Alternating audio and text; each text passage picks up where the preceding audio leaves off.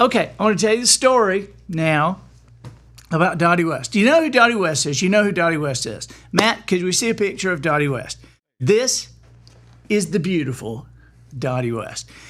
Now, she toured a lot of times. You guys know that I did stuff with Kenny Rogers. Well, she also toured with Kenny sometimes. A lot of times it would be me, Dolly, and Kenny, or me, the Oak Ridge Boys, and Kenny, or me, Ronnie Millsap, and Kenny. But the other one that was there a lot was me, Dottie West, and Kenny. Now, I had met Dottie once before she showed up on that tour, and I showed up on there. I'd met her a couple of years earlier. And when I found out she was joining that tour for several months, I thought, oh God, please God, let her have forgotten me. Please God, don't let her look at me and go, oh, I'm leaving. She was one of the first stars that I ever had the opportunity to be that star's opening act. And this was, I never will forget this. This is at the Opryland Hotel. And so I show up, early, and this is a big thing. There's like 2,000 people there. And Dottie's band is on like tiers behind her. They're set up. It's this big band, and they're set up in different levels. And so now at the time, the new cordless mics, that was the biggest deal, is the cordless mics. And at the time, as an opening act, you noticed very quickly that the star would use a cordless mic, but you, as the opening act, did not get a cordless mic. You were still using the microphone with the cord, okay? And so I had the meeting with Dottie. I did not meet Dottie before that show. Okay, she was coming in from somewhere else. It was going to be kind of a quick turn, and so I met with her road manager, and I was told, this is how we do this. This is what we do, and so I'm supposed to go out. I do my 30 minutes of my opening act, and then I am going to also MC. I'm going to introduce Dottie West. Okay, and they told me what to say, the awards, and please welcome Dottie West. So I'm supposed to do that. Then, at the end of the show, I am supposed to go back out on the stage and what's called taking her off, which is Dottie West, ladies and gentlemen, Dottie West. That's what. So I'm supposed to do that. Opening act, bring her on, and take her off. Okay, well, I'm already nervous. I mean, this is the first time she was probably I did something for some other people who called themselves stars, but she really was one. Okay, she really was one. And so I go out and I do my bit. I do my 30 minutes.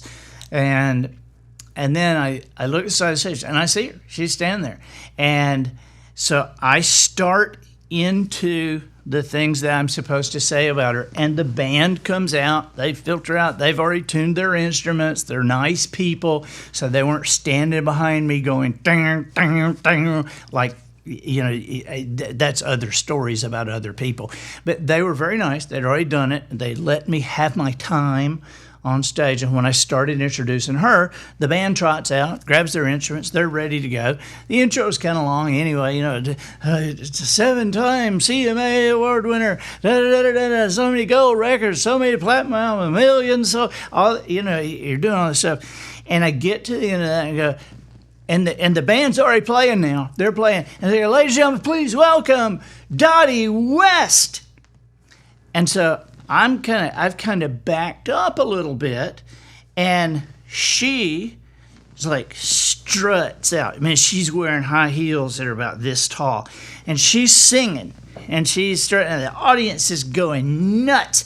And so I've got to get out of her way. So I sweep the microphone cord, to get it out of her way, and I catch one of her high heels and put her right on the floor.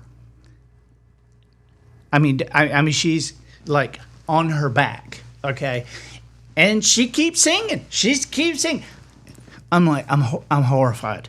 I'm just like, I just, God, please open up a place on the stage and just like take me out right now. Because, I go to the band, they can't help her. They're playing. And so I go and I'm trying to help her up. Well, she can't get those heels under her. The heels are like this. And I finally get her up. And she never missed a beat, man. She's still singing. I go off the stage. They're going to kill me. This is the last time I'll ever work. I'll never work again. She'll probably go to the hospital after this. I was horrified. So her show's like an hour 15, something like that. Now, nobody said don't take her off. You're too much of a danger to her. So I'm there ready. Yes, Mark. Yeah, Mark says, oh my gosh, you knocked Dottie down. Yeah, wait till you hear what's next. So I was just horrified. All right, so now I'm waiting, horrified, for an hour and 15 minutes for this show to end, and I'm supposed to go out and take her off. Now, I've already plotted my course across the stage with my cord, because I'm going to come to her and I'm not going to have to sweep it out of the way because the cord will be coming behind me, and I'm going to her. And so now I don't know the show. This is the first time I've ever seen her. And so the road manager, a lady, told me, she said she ends with Trilogy. Okay, which is the same thing Elvis ended with. Remember, hush, little baby, don't you cry, and that whole thing, and glory, glory, hallelujah, and die, die, die. So she's ending. They say she's ending with Trilogy, and it's okay. So I never really watched Elvis. I don't really. I kind of know the song, but I don't know the song, and I've never seen her show. Don't know how she does it. So I'm standing there on the side of the stage and holding the microphone. And, she gets to this one point, and the road manager's standing right beside me. Really, when you think about what I'm about to tell you, it was her fault, not my fault. And so Dottie West gets to this point, and I turn and I say, now? And the lady, she holds my shoulder. She says, no, hang on. So she sings a little more, gets to some point, and I say, now? She goes, no, hang on. So I'm like, okay, wait. And she sings a little more. Then she gets this point in the band going, bah, bah, bah, and the road manager goes, and Dottie turns around to her band and does this, okay? And so the road manager says, now, go. And I walk right out there on the stage. I'm 10 feet away from Dottie West, and I got the D on my. I'm about to say Dottie West, but but I got that like that, and she turns around and starts singing again. She turns around, she starts singing again, and I'm right out there on stage. I'm just like obviously out there by myself. And I can't. I'm getting cold sweats just telling you this story right now. Okay, but here's the crazy thing: is that when she turns around and starts singing, I see her do this. She sees me. She sees me, and like that, I knew that she knew what had happened. Now, here's where you got to think with me here. She knew what had happened. She knew I had come out at the wrong time. She didn't know why, but she knew of this, poor goober that knocked me down last time. Now he's out here interrupting everything. And so this lady, Dottie West, 99 people out of 100, 99 entertainers out of 100 would have walked, put some distance between us, or walked up to the edge of the stage and kept singing and giving me a chance to get back off the stage.